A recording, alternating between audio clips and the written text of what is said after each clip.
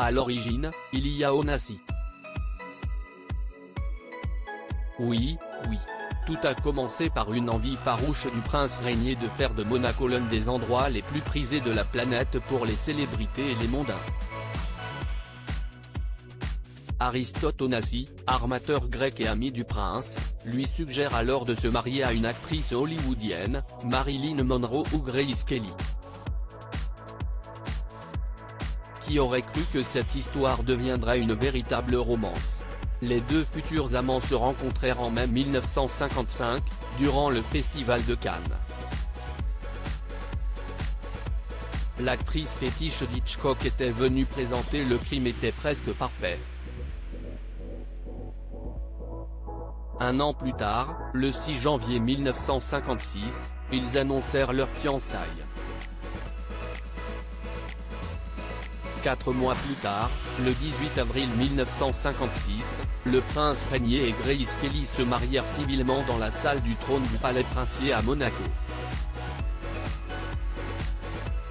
Le lendemain, 600 invités regardèrent ce qui, à l'époque, était le mariage du siècle. 30 millions de téléspectateurs regardèrent les deux amoureux s'unir, la cérémonie étant retransmise en direct en Eurovision. Le mariage fut en partie financé par la société de cinéma avec qui Grace Kelly avait un contrat. Coût total des festivités, 300 millions de francs.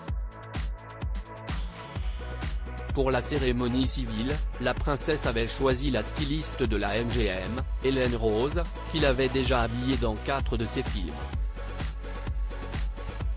Un ensemble de pièces qu'elle troqua quelques heures plus tard pour une magnifique robe en vin, beaucoup plus glamour lors de la conférence de presse. Le lendemain s'y estit dans une sublime robe également signée Hélène Rose qu'elle fit sensation.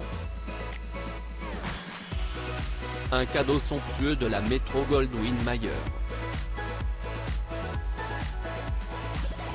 Kate Middleton s'en inspira plusieurs décennies plus tard pour sa propre robe de mariée. La princesse fit don de sa robe quelques mois plus tard, au musée d'art de sa ville d'origine en Pennsylvanie. Le prince régnier, avait quant à lui choisi une tenue traditionnelle, un costume pour le mariage civil et son uniforme, pour le mariage religieux. Une actrice hollywoodienne à Monaco tout comme Meghan Markle, il faudra plusieurs mois à la princesse pour apprendre le français et s'habituer au protocole imposé par ses nouvelles fonctions. Sur le rocher, elle donna naissance à 3 enfants, Caroline, Albert et Stéphanie la benjamine de la famille. La princesse trouvera la mort en 1982 à la suite d'un terrible accident de voiture sur l'une des routes sinueuses du Rocher. Sa fille Stéphanie se trouvait également dans la voiture. Le lendemain, la famille annonça son décès et ses funérailles eurent lieu 4 jours plus tard et la princesse fut enterrée le 21 septembre 1982 dans l'abside de la cathédrale de Monaco. Icône hollywoodienne, elle reste encore aujourd'hui une icône mode dont les choix inspirent encore les générations actuelles.